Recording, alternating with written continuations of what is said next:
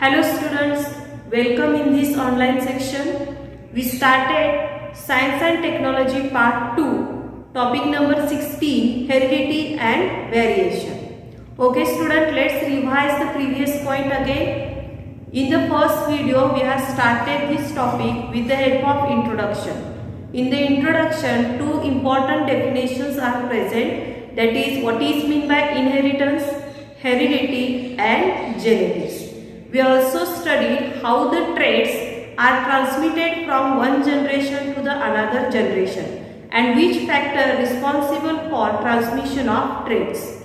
We also studied about the chromosomes and types of chromosome. For example, acrocentric, telocentric, metacentric and submetacentric, etc. These type of chromosomes are depends upon the position of centromere. Instead of this, we also studied what is meant by gene and their role of gene in inheritance or transmission of characteristics from one generation to the next generation. We also studied the structure of DNA and Watson and Crick model of DNA, that is deoxynucleic acid. The specific kind of nucleotides are present in a DNA. With the help of these, the different genetic identity are prepared by individual. These genetic identity are usually used for detection of crime or it is our biometric identity. Then we have studied the structure of RNA and their types and function. The types of RNA are rRNA, that is ribosomal RNA, mRNA, that is messenger RNA, and tRNA, that is transverse RNA. Okay, and the last video we studied the Mendel's inheritance and their experiment on pea plant and some dominant and recessive characteristics present in the pea plant. There are different 7 contrasting characteristics present in the pea plant which is studied by the Mendel's. In human being also dominant and recessive characteristics are present. We have also studied this. And we studied about the important point, that is Mendel monohybrid cross and Mendel's dihybrid cross. What is meant by monohybrid cross? If we take a single contrasting traits or characteristic by crossing, then it is known as a monohybrid cross. Okay, in that we have solving the cross and getting phenotypic and genotypic ratio of the monohybrid cross.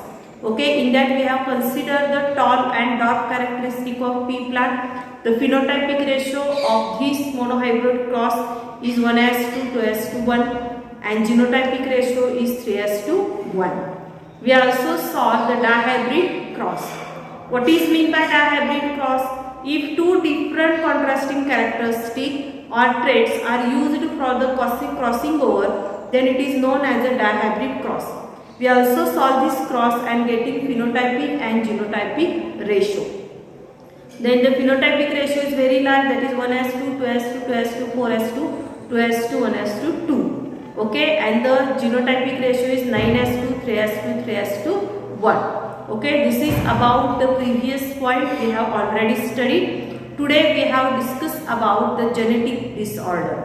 Okay student, let's start. What is mean by genetic disorder? विद्यार्थी मित्रांनो, आतापर्यंत आपण heredity and variation या टॉपिकमध्ये बरेचसे point cover केलेले आहेत. जसं की आपण इनहेरिटन्सची डेफिनेशन अभ्यासली, जेनेटिक्स म्हणजे काय त्याची डेफिनेशन अभ्यासली, त्यानंतर क्रोमोझोमची स्ट्रक्चर कसं असतं, क्रोमोझोमचे टाईप्स कोणकोणते आहेत, त्यानंतर डीएनएचे स्ट्रक्चर, आरएनएचं स्ट्रक्चर, त्याचे टाईप्स हे देखील अभ्यासलं. मागच्या व्हिडिओमध्ये आपण मेंडल्स इनहेरिटन्समध्ये मोनोहायब्रिड क्रॉस आणि डायहायब्रिड क्रॉस याचा अभ्यास केला आणि त्याचा फिनोटायपिक आणि जिनोटायपिक रेशो म्हणजे काय हे देखील अभ्यासलं. तर आता आपण या सेक्शनमध्ये जेनेटिक डिसऑर्डर्स कोणकोणते असतात, त्याची लक्षणं कोणकोणती असतात हा भाग अभ्यासणार आहोत. So let's start this new point, that is genetic disorder. Let's start with the definition. What is mean by genetic disease? The diseases or disorder occurring due to the abnormalities in chromosome and mutation in the gene is called genetic disorder. Okay, if any kind of abnormalities is occur in a chromosome or occur abnormalities during the mutation of gene, then the genetic disorders are arise. तर genetic disorder म्हणजे काय, DNA धागे तयार होत असताना mutation होत असतं, म्हणजे बदल होत असतं.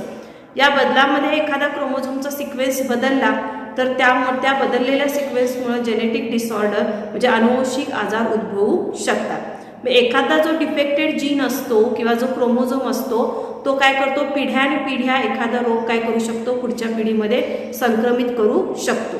जनरली यापूर्वीही देखील आपण अभ्यास केला आहे की जर तो डिफेक्टिव्ह जीन कोणता आहे याचा जर शोध लागला किंवा समजलं तर तो रोग आपण पूर्णपणे नष्ट देखील करू शकतो. Okay, the chromosomal ॲबनॉर्मॅलिटीज include either increases or decreases the number or deletion of chromosome or translocation of any part of chromosome. Generally chromosomal ॲबनॉर्मॅलिटीज कधी तयार होऊ शकतात, तर एखाद्या क्रोमोझोम्सचा नंबर वाढला किंवा कमी झाला तर काय होऊ शकतं, जेनेटिक डिसऑर्डर्स तयार होऊ शकतात. त्याच्या व्यतिरिक्त ट्रान्सलोकेशन होत असताना एखाद्या क्रोमोझोम्सचा नंबर संख्या कमी झाली किंवा वाढली तर त्याच्यामुळे सुद्धा अनुवंशिक रोग होऊ शकतात. Then let's see some example of genetic disorders like psychological disorder like cleft lip, albinism, psychological disorder like sickle cell anemia, hemophilia, etc. These are the genetic disorder. Okay, generally human being have 46 chromosome, means 23 pairs of chromosomes are present. There is a great variations in the size and shape of the chromosome. The pair have been numbered out of 23 pairs. 22 pairs are autosomes and 1 pair is a sex chromosome. Okay, chromosome in the woman are represented by 44 plus XX and in male represented by 44 plus X and Y. Generally आपण फक्त human बिईंगमधल्या क्रोमोझोमचा विचार केला तर त्यांचा आकारामध्ये variations असतं. त्याला जर आपण नंबरिंग केलं तर एकूण 46 क्रोमोझोम्स आहेत, म्हणजे 23 जोड्या आहेत. पैकी 22 जोड्या ह्या आपल्या काय करतात, गुणधर्म, शारीरिक गुणधर्म ठरवतात. तर शेवटची जी जोडी असते ती सेक्स ठरवते, इंडिव्हिज्युअलचं बाळाचं सेक्स ठरवलं जातं. तर जनरली बघा मेलमध्ये जो सेक्स क्रोमोझोम असतो तो 44 प्लस XY यांनी दर्शवला जातो आणि फिमेलमधली जी सेक्स क्रोमोझोमची जोडी असते ती 44 प्लस XX दर्शवली जाते. ठीक आहे. तर नेक्स्ट बघा, Mendel has shown in this experiment there is a exist of 2 type of gene, dominant and recessive. जसं की मेंडलनं आधीच सांगितलं होतं की प्रत्येक जनरेशनमध्ये डॉमिनंट आणि रिसेसिव्ह कॅरेक्टरिस्टिक हे ट्रान्समिट होत असतात, परंतु एक्सप्रेस होत असताना फिनोटायपिकली डॉमिनंट जीन हे नेहमी रिसेसिव्ह जीनला काय होतं, सप्रेस करतं, दाबून ठेवतं, की जरी त्या जीनमध्ये रिसेसिव्ह कॅरेक्टरिस्टिक होत असला तरी तो त्या नेक्स्ट जनरेशनमध्ये एक्सप्रेस होत नाही. जसे की एक उदाहरण घेऊया आपण, tall plant. Okay, heterozygous tall plant, तर त्याचं जिनोटायपिक फॉर्म काय आहे, कॅपिटल T स्मॉल t. दिसायला ही वनस्पती कशी असणार आहे, उंच असणार आहे, परंतु याच्यामध्ये रेसेसिव्ह कॅरेक्टरिस्टिक आहे कोणतं, स्मॉल t, म्हणजे खुजेपणाचं कॅरेक्टरिस्टिक आहे, परंतु एक्सप्रेस होत असताना टॉलनेस एक्सप्रेस होतो. ठीक आहे. याच पद्धतीनं सर्व इंडिव्हिज्युअलमध्ये लिव्हिंग ऑर्गॅनिझममध्ये होत असतं की प्रत्येक वेळी जे हेटेरोझायगस जीन असतात त्याच्यामध्ये डॉमिनंट कॅरेक्टरिस्टिक हे पुढच्या जनरेशनमध्ये एक्सप्रेस होत असतात आणि रिसेसिव्ह गुणधर्म हे तसेच शिल्लक राहतात जीनमध्ये, ते एक्सप्रेस होत नाही. If we take into the account of number of chromosome in human cell, the sex related type, the type of gene on the chromosome is a dominant and recessive, we can see their genetic disorder originated, how they are inherited. Human बिईंगमध्ये सुद्धा dominant आणि recessive characteristic आहेत. मग कुठले recessive characteristic आहेत आणि कुठल्या नंबरमध्ये तो रिसेसिव्ह जीन आहे की जो डिसीज कॉझिंग एजंट आहे किंवा एखादा रिसेसिव्ह कॅरेक्टरिस्टिक कॅरियर आहे, तो जर आयडेंटिफाय झाला तर बरेचसे अनुवंशिक रोग हे काय होऊ शकतात, बरे होऊ शकतात. Okay student, look at the chart. This is the human karyotype chromosomal chart. There is autosomes and sex chromosomes is present and the numbering of chromosome is take place. In this chart we can understood that if the defected gene, we have to understood that, then we have to cure any kind of hereditary diseases. Okay student, let's comes to the next part, that is disorder due to the chromosomal abnormalities. क्रोमोझोमच्या ॲबनॉर्मॅलिटीजमुळे कोणकोणते रोग होऊ शकतात हे आता आपण अभ्यासणार आहोत. Okay, following are the disorders that occur in a numerical change in a chromosome. Offsprings are not sterile. बघा क्रोमोझोमच्या डिफेक्टमुळे एखादा आजार होत असेल तर एकतर त्या क्रोमोझोमची संख्या वाढलेली असते, म्हणजे 46 पेक्षा जास्त क्रोमोझोम असतील, किंवा क्रोमोझोमची संख्या कमी झालेली असते, म्हणजे 46च्या ऐवजी 45 क्रोमोझोम असू शकतात. त्यानुसार क्रोमोझोमल ॲबनॉर्मलिटीज काय होतात, क्रिएट होतात. जनरली क्रोमोझोमल ॲबनॉर्मलिटीज ज्या क्रिएट होतात त्याचे सिम्पटम्स काय आहेत, that is the not sterile, then physical and mental abnormalities are arise to the offspring's shortened lifespan. Okay, these are the some symptoms if the chromosomal abnormalities is arise. जर क्रोमोझोमच्या संख्येमध्ये वाढ झाल्यामुळं किंवा क्रोमोझोमची संख्या कमी झाल्यामुळं एखादा आजार होत असेल तर त्याचे काही नॉर्मल सिम्पटम्स आहेत, जसं की त्या जन्माला येणाऱ्या बाळाचं लाईफस्पॅन कमी असतं, त्याचं आयुष्य मर्यादा कमी असतं, त्यानंतर ते नॉट स्टराईल आहेत, म्हणजे ते फर्टिलिटी करू शकत नाहीत, प्रजनन करू शकत नाहीत, त्यानंतर त्यांच्यामध्ये कोणतं तरी शारीरिक किंवा मानसिक व्यंग असू शकतं. हे काही कॉमन सिम्पटम्स आहेत जर क्रोमोझोमल ॲबनॉर्मलिटीज क्रिएट झाली असेल. तर आता पर्टिक्युलर काही डिसिजेस आपण अभ्यासणार आहोत क्रोमोझोमल ॲबनॉर्मलिटीजचं. First one is a Down syndrome. It is denoted by 46+1 means 47 chromosomes are present, and this Down syndrome is also known as a trisomy. One extra chromosome arises in a 21st chromosome. Okay, so one chromosome is extra in the Down syndrome. Okay, the Down syndrome is a disorder arising due to the chromosomal abnormalities. This is the first discovered and described chromosomal disorders in human being. This is disorder characterized by presence of 47 chromosome and it is described by trisomy of 21st chromosome. Infant with disorder have an extra chromosome with the 21st pair of every cell in the body. बघा काय म्हटलेलं आहे, याला down syndrome असं म्हटलं जातं. Generally human बिंगमध्ये 46 chromosome असतात. जर डाऊन सिंड्रोम असेल तर 21व्या क्रोमोझोमची जी जोडी असते त्याच्यामध्ये एक क्रोमोझोम एक्स्ट्रा असतो. म्हणजे क्रोमोझोम कसे असतात, पेअरमध्ये असतात. एक क्रोमोझोम वाढला म्हणजे 3 क्रोमोझोम्स झाले, म्हणजे त्याला ट्रायसोमी. ओके, 3 क्रोमोझोम असतात म्हणून त्याला ट्रायसोमी म्हटलं जातं. कुठल्या पेअरीमध्ये ट्रायसोमी तयार होते, 21व्या क्रोमोझोमच्या जोडीमध्ये ट्रायसोमी तयार होते. म्हणजे या मुलांच्या मध्ये एक क्रोमोझोमची जोडी जास्त असते किंवा एक क्रोमोझोम जास्त असतो. मग तो एक्स असू शकतो किंवा वाय सुद्धा असू शकतो. ओके, त्याला डाऊन सिंड्रोम असं म्हटलेलं आहे. Okay, next is the children have Down syndrome has a specific symptoms, that is mental retardation and short lifespan. मग ज्यांना डाऊन सिंड्रोम झालेला आहे ज्या मुलांना, त्यांच्यामध्ये सिम्पटम्स काय काय असतात, तर एकतर यांची आयुष्य मर्यादा कमी असते, त्यांचं उंची जास्त वाढत नाही. Next is a short fingers, scanty hair, single horizontal creases on palm and life expectancy about the 16 to 20 years. अशी जी मुलं असतात त्यांचं आयुष्य मर्यादा कमी असतं, जसं की मी आधीच सांगितलं. तर ही डाऊन सिंड्रोम असणारी मुलं 16 ते 20 वर्ष जगू शकतात. त्यांची उंची जास्त वाढत नाहीत, त्यांच्या केसांची वाढ नॉर्मल मुलांच्या सारखी असत नाहीत, कपाळ त्यांचे ब्रॉड असतात, नाक त्यांचं चपटं असतं. या पद्धतीनं या डाऊन सिंड्रोम असणाऱ्या मुलांचे काही शारीरिक सिम्पटम्स इथं दिलेले आहेत. Okay, it is important question for exam also for 2 marks. Write the note on Down syndrome. Okay, then what is your answer? If one more chromosome are arise in the 21st chromosome and it is also known as trisomy or Down syndrome. Second point is in the Down syndrome there is a 47 chromosomes are present. Then you have to write the symptoms of Down syndrome. The lifespan of the Down syndrome children is about 16 to 20 years. There is a stunted hands also. Then stunted hairs also. Nose and forehead is flat.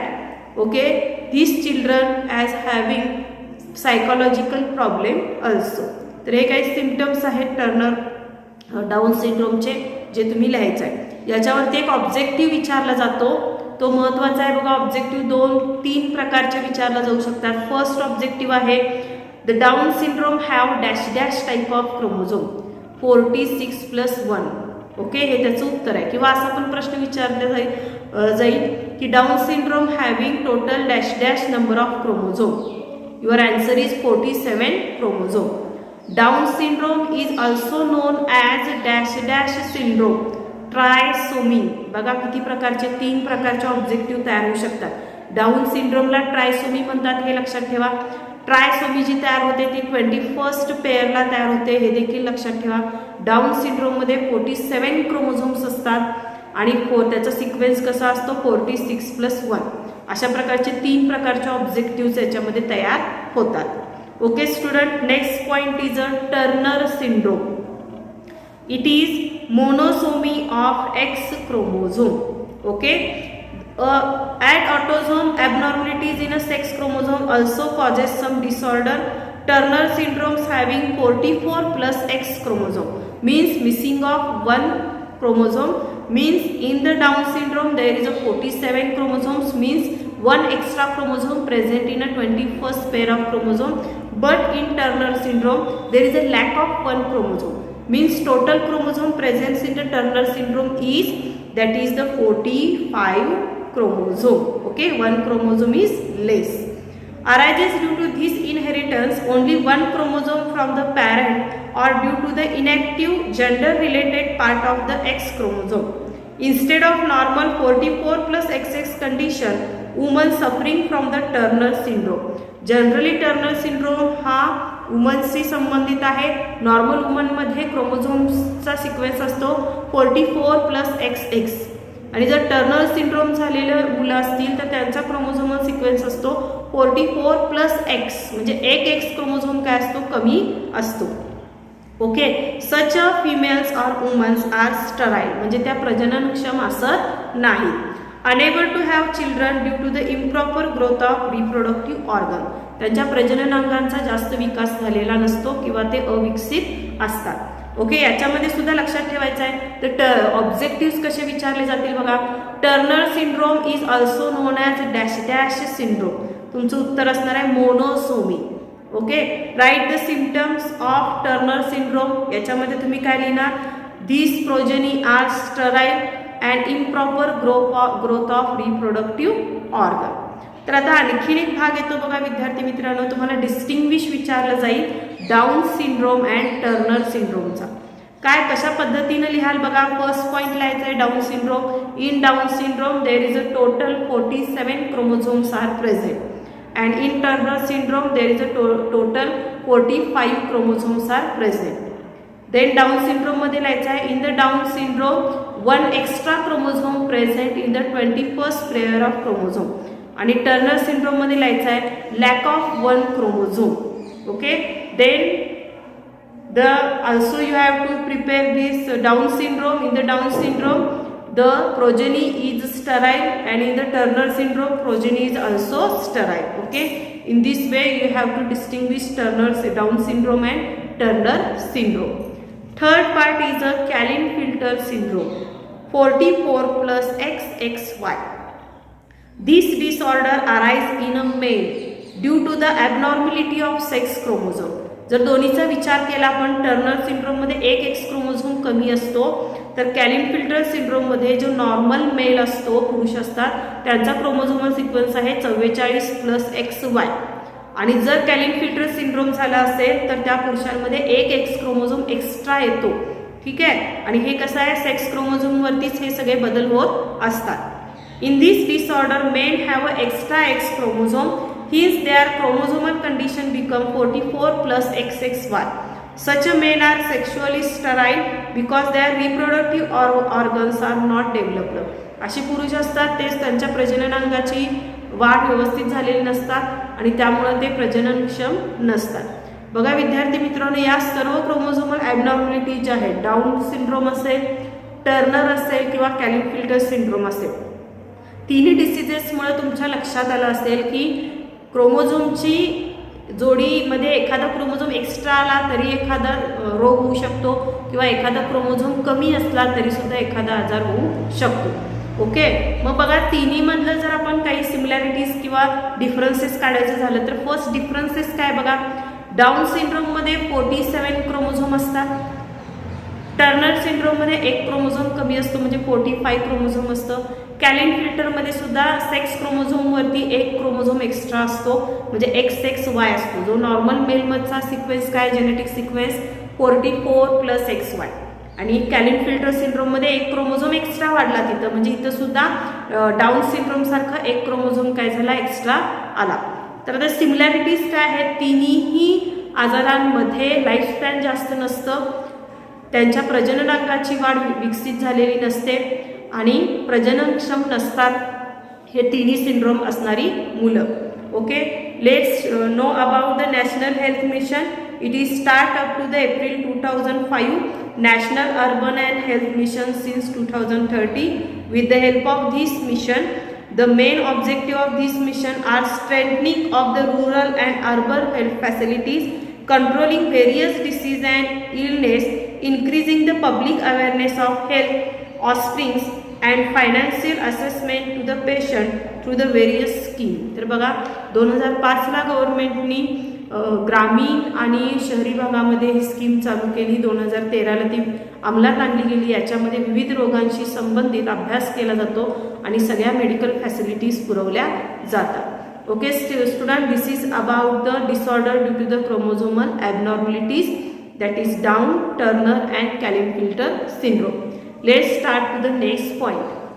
Okay student, let's move towards the next point, that is the disease occurring due to the mutation in a single gene, and this is also known as a monogenic disorder.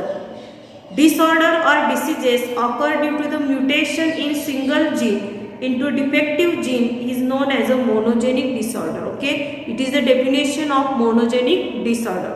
When a single gene is mutated and converted into the defective gene, then this is known as a monogenic disease.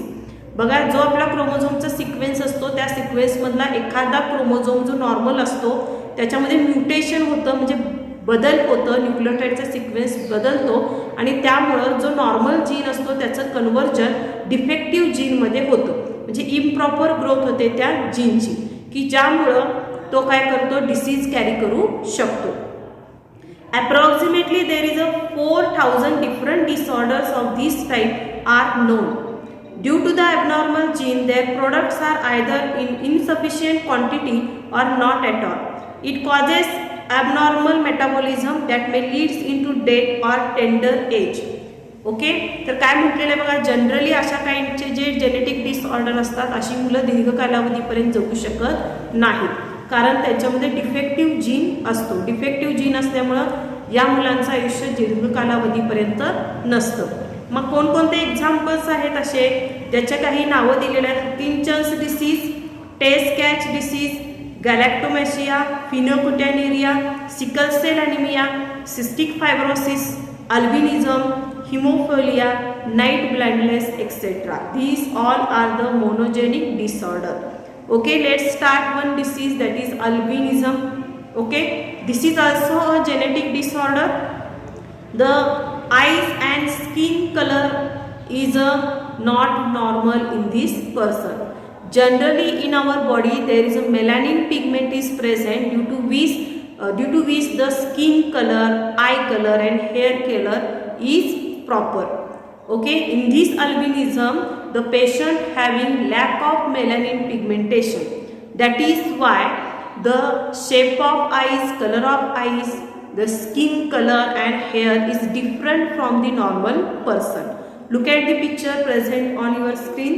There is a albinism patient, the hair is a white color, then eye retina of eyes is pink color and skin color is a pale. Okay, this is the albinism. Okay, the skin become pale, hair is a white, eyes is usually pink in color, absence of melanin pigment in the retina or sclera. Okay, ही अल्बिनिझमची काही लक्षणं आहेत. प्रश्न येईल 2 मार्कासाठी. Write short note on albinism. First point लिहायचा तुम्ही, it is a genetical disorder. Second पॉईंटमध्ये लिहायचं due to the melanin pigment our skin, eyes and hair color is determined. Third point मध्ये लिहायचं in the albinism due to the lack of melanin pigment their eye color is pink, the hair color is white and the skin color is a pale. Okay, this is about the albinism. Okay student, here we have to stop. Okay, let's revise the whole point again. In today's video we have start the genetic disorder and their definition. Okay, definition is disorder or disease occurring to the abnormalities in chromosome and mutation on gene is known as a genetic disorder. Due to the genetic disorder, some psychological and physiological diseases are occurring. Okay, these diseases are occurring due to the one defected gene. Okay, there is in the human being there is a 46 chromosomes are present. If we are numbering this chromosome, there is a one pair is having defective gene which carries a different kind of genetic disorder. Okay, first we have to study about disorder due to the chromosomal abnormalities. Okay, generally in the chromosomal abnormalities, this disease is occur due to the absence of more chromosome or lack of chromosome. Okay, जे chromosomal ॲबनॉर्मलिटीज असतात हे generally एकतर क्रोमोझोमची संख्या 46 पेक्षा वाढली तरी disease causing agent असतो, 46 पेक्षा कमी असली तरी सुद्धा एखादा अनुवंशिक रोग कॅरी करू शकतात. जसं की काही उदाहरणं आपण याच्यामध्ये बघितलं. पहिलं बघितलं डाऊन सिंड्रोम. डाऊन सिंड्रोममध्ये जनरली नॉर्मल ह्युमन बिंगमध्ये 46 क्रोमोझोम असतात, मात्र डाऊन सिंड्रोममध्ये किती क्रोमोझोम असतात? 47 क्रोमोझोम असतात. हा जो एक्स्ट्रा क्रोमोझोम असतो तो क्रोमोझोमच्या 21व्या जोडीमध्ये एक एक्स्ट्रा वाढीव क्रोमोझोम असतो, त्यामुळे क्रोमोझोमचा काउंट येतो 47 क्रोमोझोम. 47 क्रोमोझोम असल्यामुळं डाऊन सिंड्रोम होऊ शकतो. आणि डाऊन सिंड्रोमची लक्षणं काय आहेत? स्टंटेड ग्रोथ म्हणजे ग्रोथ होत नाही. दे आर स्टराईल म्हणजे ते प्रजननक्षम असत नाहीत. Forehead and nose are flat and broad. Okay, neck is short. Okay, these are the symptoms of Down syndrome. Next is a Turner syndrome. In the Turner syndrome there is a lack of one X chromosome, that is 45 chromosomes are present. Generally Turner syndrome is occurred in a female. In normal female there is a chromosomal sequence is 44 plus XX. But in the Turner syndrome there is a one chromosome is missing, so therefore chromosomal sequence become 44 plus X. Okay, the symptoms of Turner syndrome is also stunted growth, the sterile woman, and reproductive organs are not properly grown. Then third symptom is a Klinefelter syndrome. It is also present. It is a chromosomal abnormalities and generally found in male. In this also one chromosome is extra and the sequence of chromosome is 44 plus XY. Okay, तर मेलमध्ये एक chromosome extra येतो. आता हे जे chromosome extra आहेत Turner सिंड्रोममध्ये आणि क्लिनेफेल्टर सिंड्रोममध्ये ते sex क्रोमोझोममध्ये वाढलेले आहेत किंवा एक कमी झालेलं आहे. ओके, मग मेलमधचा सेक्स क्रोमोझोम काय असतो? 44 प्लस XY. त्याच्यामध्ये जर क्लिनेफेल्टर सिंड्रोम असेल तर एक एक्स क्रोमोझोम वाढतो. आणि फिमेलमधला टर्नर सिंड्रोम आहे जो नॉर्मल फिमेलचा क्रोमोझोमल सिक्वेन्स असतो 44 प्लस XX. आणि जर टर्नर सिंड्रोम असेल तर एक क्रोमोझोम कमी असतो. म्हणजे हे जे कमी किंवा वाढलेले क्रोमोझोम आहेत ते सेक्स क्रोमोझोममध्ये डिफेक्टेड तो जीन आहे. तर आता क्लिनेफेल्टर सिंड्रोमचे पण लक्षणं काय आहेत? Stunted growth, they sterile males and the reproductive organs are cannot grow properly. Okay, these are the three different diseases arises due to the chromosomal abnormalities. Then we also studied about disease occurring due to the mutation of single gene. आता mutation of single gene म्हणजे काय? एक gene जो असतो pairing मधला त्याच्यामध्ये mutation होतं, म्हणजे अचानक बदल होतात आणि अचानक बदल होऊन नॉर्मल जीनचं कन्व्हर्जन डिफेक्टेड जीनमध्ये होतो. की जो डिफेक्टेड जीन काय करू शकतो? हेरिडेटरी कॅरेक्टरिस्टिक किंवा अनुवंशिक रोग काय करू शकतो? संक्रमित करू शकतो. त्याची काही उदाहरणं आपण बघितली आणि त्याच्यामधलं एक मोस्ट कॉमनली आढळणारा डिसीज आहे तो म्हणजे अल्बिनिझम. तर अल्बिनिझममध्ये नेमकं काय म्हटलेलं आहे की हा क्रोमोझोमल ॲबनॉर्मॅलिटीज आहेत. पहिलं सेंटेन्स आपण याच्यामध्ये लिहिणार आहोत. तर मेलॅनिन पिगमेंट जो असतो जो आपल्या डोळ्यांचा, केसांचा आणि त्वचेचा रंग ठरवतो, तर अल्बिनिझम असणाऱ्या पेशंटमध्ये मेलॅनिन पिगमेंट्सच तयार होत नाहीत की ज्यामुळे नॉर्मल पर्सनपेक्षा यांच्या स्किनचा, यांच्या हेअर्सचा आणि डोळ्याच्या रेटिनाचा कलर हा वेगळा असतो. जसं की आपण मगाशी फोटोग्राफ पण पाहिलं, हेअर जनरली व्हाईट असतात रेटिनाचा कलर हा पिंक असतो आणि त्वचा कशी असते पेल कलरची असते, म्हणजे थोडीशी पिवसर रंगाची किंवा गोल्डन कलरची त्यांची स्किन असते. Okay student, here we have to stop. All of you solve the questions present on your skin. Okay, see you in next video with next point. Thank you.